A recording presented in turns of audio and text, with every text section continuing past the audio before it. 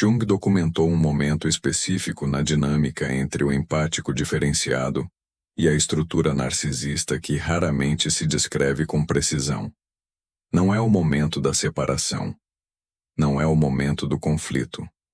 É o momento em que o narcisista tenta aplicar os mecanismos que sempre funcionaram: a provocação calculada, a reescrita da história, a culpabilização súbita, o silêncio punitivo, e descobre, talvez pela primeira vez, que não produzem o efeito esperado. Que a pessoa diante dele já não responde do mesmo lugar. Que algo mudou de uma maneira que ele não pode identificar, não pode nomear e não pode reverter. Este momento não é dramático de fora. Não há declaração. Não há confrontação explícita. O empático diferenciado não anuncia que mudou. Não explica que já não é acessível da mesma maneira. Simplesmente não reage. Simplesmente permanece. E essa simples permanência, essa estabilidade que não se negocia, que não se defende, que não requer explicação, é o que revela ao narcisista que o sistema que tinha funcionado durante anos, décadas às vezes, já não funciona. Jung observou em tipos psicológicos que a estabilidade genuína do indivíduo diferenciado não é produto da supressão emocional, nem da decisão estratégica de não reagir. É produto de uma reorganização interna que desloca o centro de gravidade psíquico do ego para o si mesmo. E quando esse deslocamento se completa, os mecanismos externos de desestabilização perdem seu ponto de ancoragem. Não porque o empático se torne impenetrável, mas porque os ganchos que o narcisista conhecia já não encontram a mesma superfície. Exploremos o que significa desestabilizar e por que funcionou durante tanto tempo. A desestabilização, na dinâmica narcisista, não é simplesmente provocar emoções negativas no outro. É algo mais preciso e mais estrutural. É o processo mediante o qual o narcisista interrompe a coerência interna do empático. Seu senso de realidade, sua confiança em sua própria percepção, sua capacidade de organizar sua experiência desde seu próprio centro, para redirecionar a atenção do empático para a regulação do estado do narcisista. Jung documentou em 2 ensaios sobre psicologia analítica que em qualquer relação caracterizada por participação mística, há uma economia psíquica implícita. Cada pessoa ocupa uma função no sistema compartilhado. E na configuração empático-narcisista, a função que o empático ocupa é precisamente a de âncora de realidade, regulador emocional e receptor de projeções. Quando o narcisista desestabiliza o empático, não o faz por crueldade abstrata. Faz porque a desestabilização do empático ativa exatamente as respostas que o narcisista precisa. A urgência de reparar, de clarificar, de reconciliar, de restaurar o equilíbrio. E essa urgência, essa mobilização do empático em direção à regulação do narcisista, é o suprimento que o sistema requer para funcionar. A desestabilização funcionou durante tanto tempo porque encontrava um substrato receptivo. O empático, cuja psique tem alta capacidade de ressonância empática e cujo senso de si mesmo estava parcialmente organizado ao redor da relação, respondia à desestabilização de dentro. Não só do nível do comportamento, não só buscando falar, clarificar, reparar, mas do nível psíquico mais profundo, sentindo a urgência, processando o caos do narcisista como próprio, reorganizando seu estado interno ao redor do estado do narcisista. A participação mística fazia com que a desestabilização do narcisista fosse, funcionalmente, a desestabilização do empático. Eram um sistema. E o sistema respondia de maneira previsível. Examinemos o que ocorre no narcisista quando a desestabilização falha pela primeira vez. O narcisista que aplica um mecanismo de desestabilização e não obtém a resposta esperada, não experimenta essa ausência como informação neutra. Não pensa. O empático mudou. Devo recalibrar minha compreensão desta relação. Sua estrutura psíquica não tem recursos para essa classe de processamento reflexivo. O que experimenta é algo mais imediato e mais visceral. A sensação de que algo não funciona, que o mundo não respondeu como devia responder, que a realidade se comportou de maneira incorreta. Jung descreveu em Aion que o ego não diferenciado organiza sua experiência do mundo através de um sistema de expectativas projetivas. O outro não é percebido em sua realidade objetiva, mas através do filtro do que o ego precisa que o outro seja. E quando o outro não cumpre com essa função projetada, quando não responde, não reage, não se mobiliza segundo o esperado, o ego não diferenciado não atualiza seu modelo do outro. Intensifica a projeção. Assume que o outro está fazendo algo deliberado, que está retendo, que está calculando, que está usando o silêncio ou a calma como arma. Esta interpretação, que a estabilidade do empático diferenciado é estratégica, que sua não reação é uma tática consciente, é previsível e inevitável desde a estrutura narcisista. Porque a única forma em que o narcisista pode conceber a não reação é como decisão do ego, como cálculo, como retenção deliberada. A possibilidade de que o empático genuinamente não sinta a urgência que antes sentia, que a desestabilização não produza o mesmo efeito interno, porque o substrato se transformou, essa possibilidade não existe no marco de referência narcisista.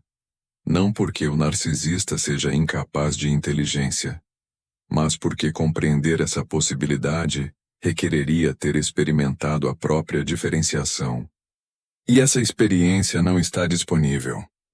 Sejamos específicos sobre os mecanismos que o narcisista tenta quando a primeira desestabilização falha. Jung observou que o ego não diferenciado, quando seu mecanismo habitual não produz o resultado esperado, não abandona o mecanismo. Intensifica-o. Varia-o. Aplica-o de ângulos diferentes. Isso não é estratégia consciente. É a resposta automática de um sistema que não tem outra ferramenta disponível e que não pode tolerar a incerteza de um mundo que não responde como deve responder. Na prática, isto se manifesta como uma sequência previsível. Quando a provocação direta não produz reatividade, o narcisista pode tentar a idealização súbita, o retorno ao período dourado da relação, a evocação dos melhores momentos, a promessa implícita ou explícita de que as coisas podem voltar a ser como foram. Se o empático diferenciado não é mobilizado pela idealização, pode seguir a desvalorização intensa, o ataque à identidade, a reescrita da história da relação, a narrativa em que o empático é o responsável por tudo que saiu errado. Se a desvalorização tampouco produz a reatividade esperada, pode seguir o silêncio punitivo, a retirada súbita de atenção e presença, desenhada para ativar o medo do abandono que antes era tão efetivo. O que o narcisista está fazendo, sem reconhecê-lo como tal, é percorrer seu inventário completo de mecanismos de desestabilização em busca de um que ainda funcione, em busca de uma superfície em que a projeção possa aterrissar, em busca do ponto de acesso que sabe que deve existir porque sempre existiu. E quando nenhum funciona, quando o empático diferenciado atravessa toda a sequência sem colapsar, sem mobilizar-se em urgência, sem saltar a reparar ou a defender-se, o narcisista se enfrenta a algo para o qual não tem resposta estrutural, um sistema que já não responde. Exploremos o que distingue a estabilidade genuína da supressão. Esta distinção é fundamental, porque é exatamente o que o narcisista não pode ver, e o que o empático deve compreender sobre seu próprio processo. Porque a diferença não é visível de fora. De fora, Tanto a supressão como a estabilidade genuína podem parecer iguais. O empático que não reage, que permanece tranquilo, que não se mobiliza ante a provocação. Mas de dentro, a diferença é total. Jung documentou em Os Arquétipos e o Inconsciente Coletivo que a supressão emocional, o ato consciente de conter uma reação que o sistema está gerando, requer energia psíquica constante. É custosa, produz tensão. Não pode manter-se indefinidamente porque trabalha contra o impulso natural do sistema. A pessoa que suprime está ativamente contendo algo que quer emergir. E essa contenção, embora invisível de fora, é esgotante de dentro. A estabilidade que emerge da diferenciação completada é qualitativamente diferente. Não requer contenção, porque não há o mesmo impulso que conter. Os ganchos emocionais que antes ativavam a reatividade se transformaram porque o substrato psíquico em que operavam se reorganizou. O empático diferenciado não está contendo raiva quando permanece tranquilo ante uma provocação. Genuinamente não experimenta a mesma urgência que experimentava antes. Não porque se tornou frio ou desconectado, mas porque a parte de sua psique, que era vulnerável a esse gancho específico, se integrou, e essa integração mudou sua relação com o estímulo. Esta é uma distinção que o narcisista não pode fazer porque requereria ter experimentado ambos os estados. E também é uma distinção que o empático deve reconhecer em si mesmo, porque a supressão sustentada pode parecer diferenciação sem selo.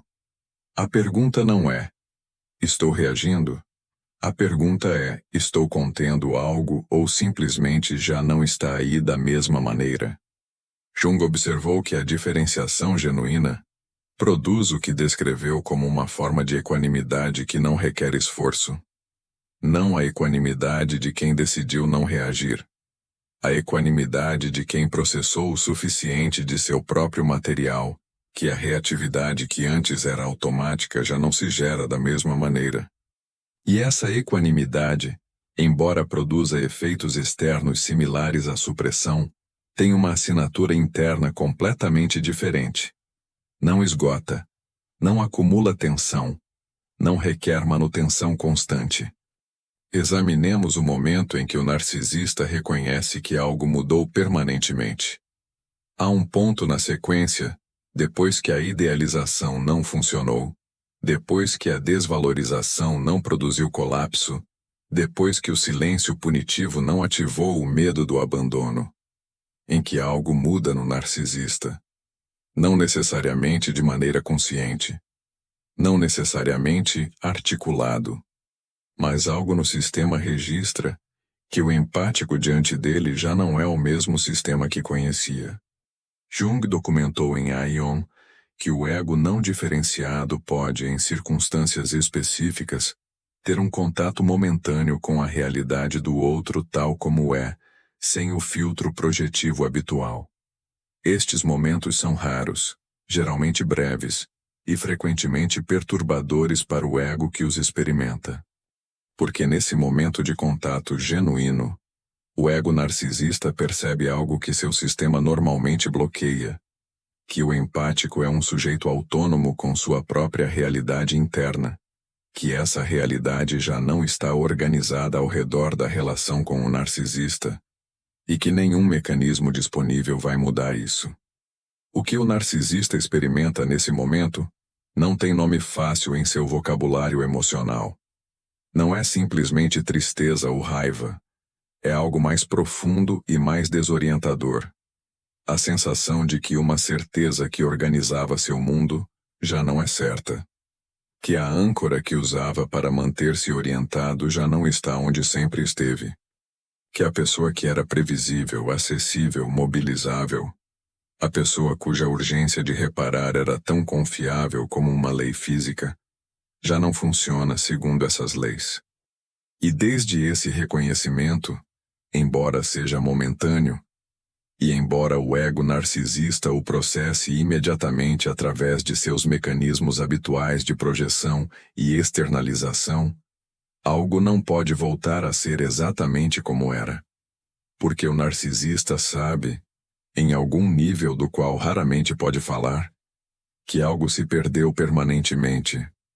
Não só o acesso ao empático, mas o sistema inteiro que esse acesso sustentava. Sejamos específicos sobre por que a não reação do empático diferenciado é a forma mais profunda de confrontação. Jung estabeleceu em sua obra que a confrontação genuína não requer conflito explícito, não requer declaração, não requer que o empático diga ao narcisista: "Você mudou, já não te creio, já não me afetas." A confrontação mais profunda é estrutural. É a presença de alguém que já não participa no sistema que o outro precisa que funcione. Quando o empático diferenciado está diante do narcisista e simplesmente permanece, sem colapsar, sem mobilizar-se, sem saltar a reparar o que o narcisista apresentou como quebrado, essa permanência é em si mesma uma confrontação com a realidade do narcisista. Não porque o empático esteja fazendo algo, mas porque o empático já não está fazendo o que o sistema requeria. E essa ausência de participação, essa simples não disponibilidade para a função que o empático ocupava, apresenta ao narcisista uma imagem de sua própria dinâmica que nenhuma discussão, nenhuma acusação, nenhum argumento poderia apresentar com a mesma claridade. Jung observou que a projeção só pode manter-se enquanto encontre uma superfície receptiva. Enquanto o empático respondia à desestabilização com urgência, a projeção do narcisista tinha confirmação. O empático estava ansioso, portanto estava fazendo algo incorreto. O empático estava na defensiva, portanto tinha algo a defender. O empático se esforçava por reparar, portanto a ruptura era real, e era sua responsabilidade repará-la. Cada reação do empático confirmava a narrativa que o narcisista projetava sobre a situação. Mas quando o empático não reage, quando a projeção não encontra a confirmação que buscava, a narrativa não pode sustentar-se da mesma maneira. O narcisista projeta que o empático está em falta, mas o empático não atua como alguém que está em falta. O narcisista projeta que o empático deveria sentir urgência, mas o empático não mostra urgência. E esta discrepância entre a projeção e a realidade do empático diferenciado produz exatamente o que Jung descreveu como a confrontação com a projeção não ancorada. O momento em que a projeção não encontra onde aterrissar e ameaça com regressar ao emissor. Exploremos o que ocorre no empático diferenciado durante este processo. Porque é importante compreender que a estabilidade do empático diferenciado diante da sequência de desestabilização do narcisista não é fácil no sentido de que não requer nada. Requer algo. Mas o que requer é fundamentalmente diferente do que requeria antes. Antes, no período de participação mística, o que a situação requeria era gestão constante do estado do narcisista, interpretação dos sinais, calibração da resposta, busca do equilíbrio que restaurasse a coerência da relação. Tudo isso era ativo, custoso, organizava a atenção do empático para fora de maneira quase permanente. Se essa mensagem ressoou em você, respire fundo por um momento e lembre-se de que consciência cresce quando é compartilhada. Agora, depois da diferenciação, para não perder o situação requer a próxima reflexão interna e mais simples. Permanecer orientado para o próprio centro. Isso ajuda essa mensagem a alcançar outros que precisam ouvi-la, mas ainda não sabem por quê. E compartilhe seus pensamentos abaixo, porque cada comentário aqui se torna uma centelha. Uma mente desperta ajudando outra. Lembre-se, juntos avançamos além da escuridão. Jung documentou em 2 ensaios sobre psicologia analítica que o indivíduo diferenciado, quando enfrenta uma situação que antes ativava reatividade, Tem acesso a uma função que antes não estava disponível. A capacidade de observar seu próprio processo interno com suficiente distância para não ser completamente arrastado por ele. Não a distância de quem suprime. A distância de quem tem um centro suficientemente estável para que a turbulência do entorno não o reorganize de fora. Esta capacidade não elimina o impacto emocional da situação. O empático diferenciado pode sentir, pode ser afetado, pode experimentar tristeza, ou cansaço, ou algo parecido com a compaixão por alguém que está demonstrando tão claramente suas próprias limitações. O que não experimenta, ou o que experimenta de maneira qualitativamente diferente, é a urgência de atuar desde essas emoções para regular o estado do narcisista. As emoções são informação, não são comandos.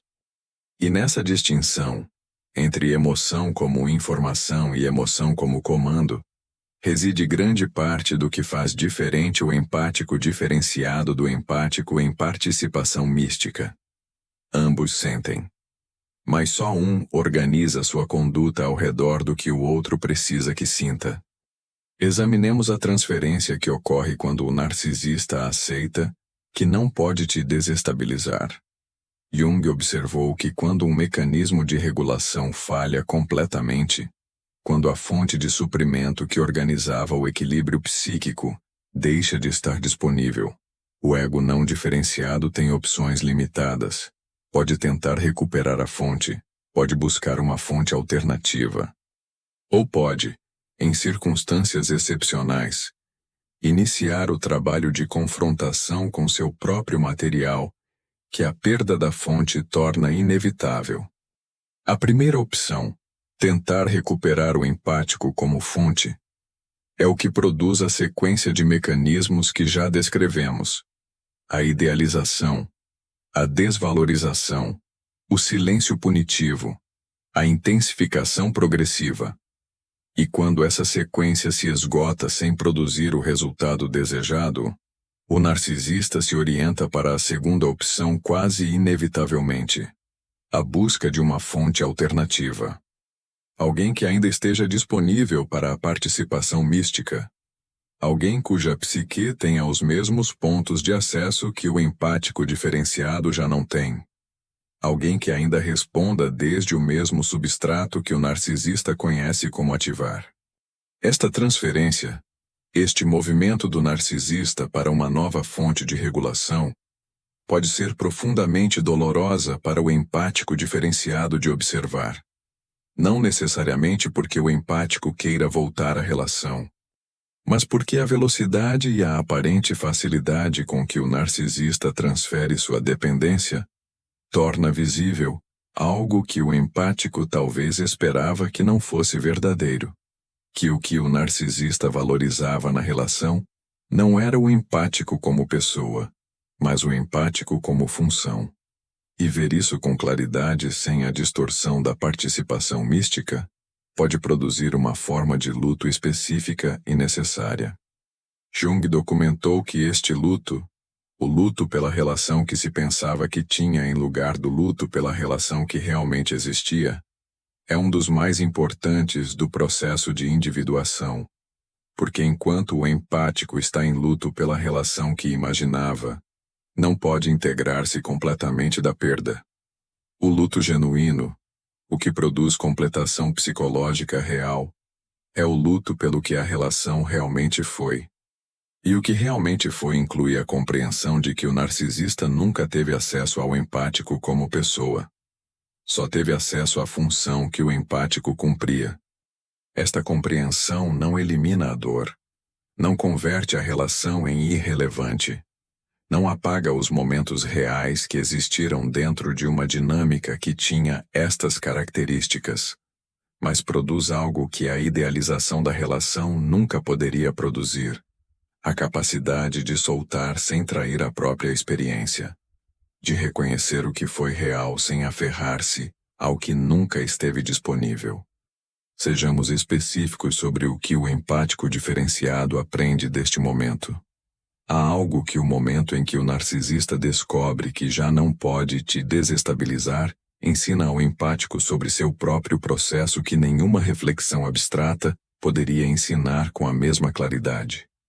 Porque é nesse momento, no momento da prova real, não no momento da preparação teórica, onde o empático descobre quão completa é sua diferenciação. Jung documentou que a individuação não se confirma na calma. Confirma-se no contato com a situação que antes produzia reatividade. Qualquer um pode manter seu centro quando não há nada que o desafie.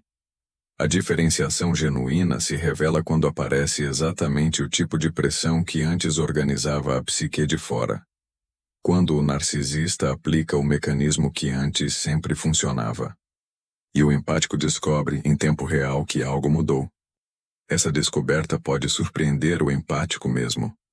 Porque a diferenciação, quando ocorre genuinamente, nem sempre chega com anúncio.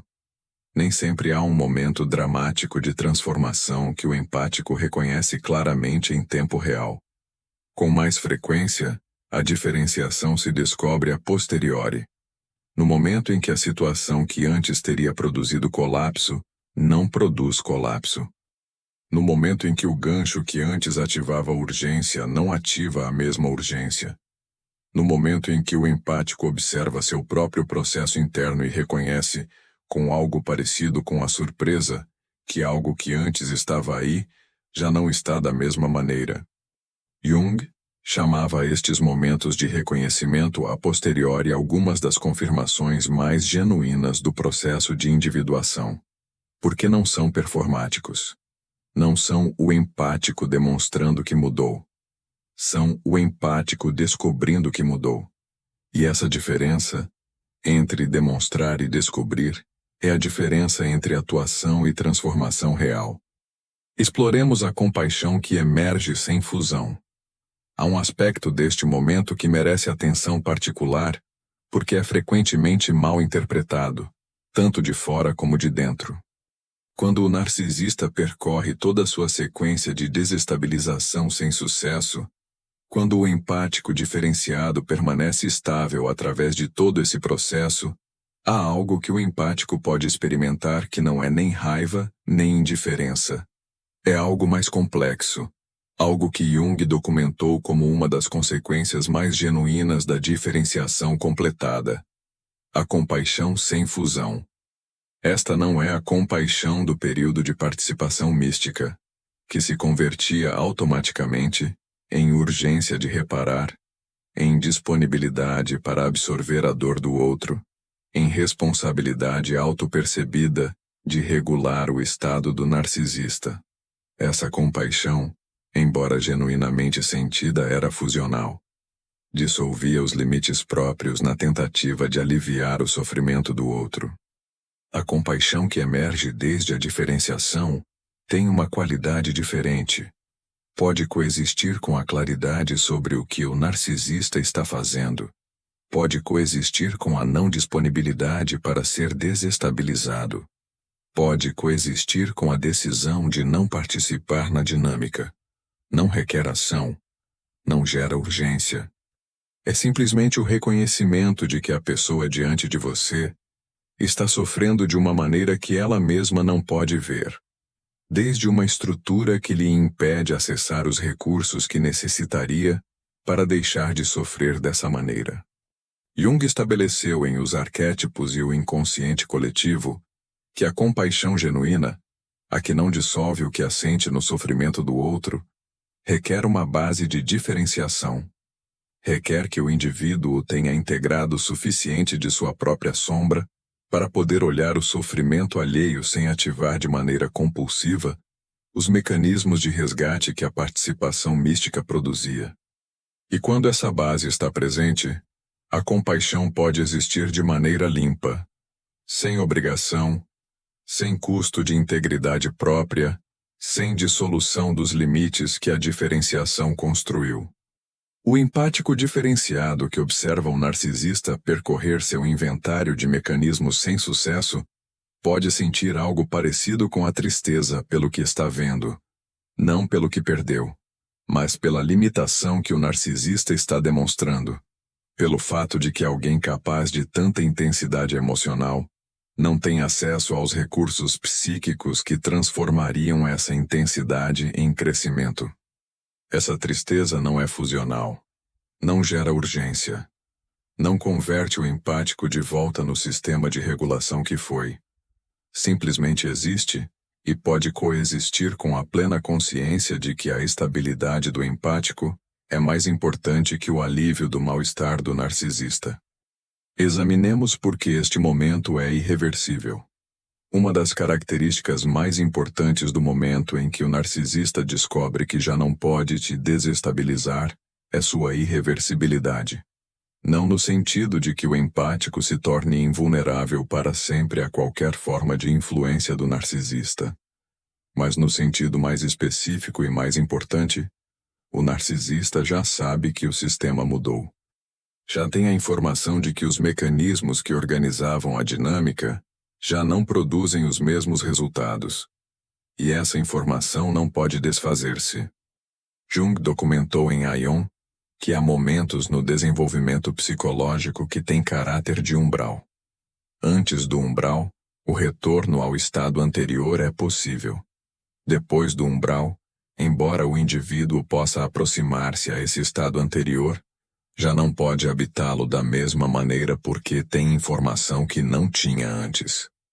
A consciência de ter cruzado o umbral é parte do que torna impossível o retorno completo. Para o narcisista, o momento de descobrir que o empático já não é desestabilizável é exatamente esse tipo de umbral. Antes desse momento, podia operar com a suposição de que o empático era previsivelmente acessível a seus mecanismos, que a distância era temporal, que o sistema podia restaurar-se aplicando a pressão correta no ponto correto. Depois desse momento, embora o narcisista possa tentar atuar como se essa suposição seguisse sendo válida, já tem a experiência de que não é. E essa experiência, embora seja processada através de narrativas de externalização e projeção, deixa uma marca. Para o empático diferenciado, a irreversibilidade deste momento tem um significado diferente, mas igualmente importante. É a confirmação de que o processo que atravessou não foi temporal. Não foi uma estratégia que poderia abandonar-se quando a situação se acalmasse. Foi uma transformação estrutural. E a prova dessa transformação não foi a preparação, mas o contato real com exatamente a situação que antes teria produzido reatividade. Jung escreveu que o conhecimento mais profundo que um indivíduo pode ter sobre seu próprio processo de individuação não vem da reflexão abstrata, mas da confirmação em contato com a realidade. De descobrir no encontro real com o que antes o organizava de fora, que já não o organiza da mesma maneira. De experimentar de dentro, que o centro que construiu no processo de diferenciação sustenta o peso da situação real, sem colapsar. E quando o narcisista descobre que já não pode te desestabilizar, o que na realidade está descobrindo não é só tua mudança. Está descobrindo que a transformação que atravessaste foi real. Que o que emergiu desse processo não é uma versão mais defensiva do mesmo sistema que antes. É um sistema diferente, com um centro diferente, com uma arquitetura interna que já não tem os mesmos pontos de acesso, que seus mecanismos de desestabilização foram construídos para encontrar. Essa transformação, esse sistema diferente que emergiu do processo de individuação, é o que Jung chamou de completude. Não a perfeição, não a ausência de vulnerabilidade, mas a integração dos opostos psíquicos em uma estrutura mais complexa, mais resiliente, mais genuinamente própria. Uma estrutura que pode ser afetada sem ser reorganizada de fora, que pode sentir sem ser comandada pelo que sente, que pode permanecer em contato com uma dinâmica profundamente perturbadora, sem perder o fio de regresso a si mesma. E isso, Essa capacidade de permanecer em contato sem perder o fio é exatamente o que o narcisista encontra quando descobre que já não pode te desestabilizar. Não encontra uma muralha. Não encontra frieza. Não encontra alguém que decidiu não se importar. Encontra alguém que aprendeu a permanecer. E essa permanência, essa estabilidade que não se negocia e não requer defesa, é a forma mais completa do que Jung documentou como soberania psicológica. Não o poder sobre o outro, mas a irredutibilidade do próprio centro. Se essa mensagem ressoou em você, respire fundo por um momento e lembre-se de que consciência cresce quando é compartilhada. Inscreva-se para não perder o caminho quando a próxima reflexão chegar. Deixe um like. Isso ajuda essa mensagem a alcançar outros que precisam ouvi-la, mas ainda não sabem por quê. E compartilhe seus pensamentos abaixo, porque cada comentário aqui se torna uma centelha. Uma mente desperta ajudando outra. Lembre-se, juntos avançamos além da escuridão.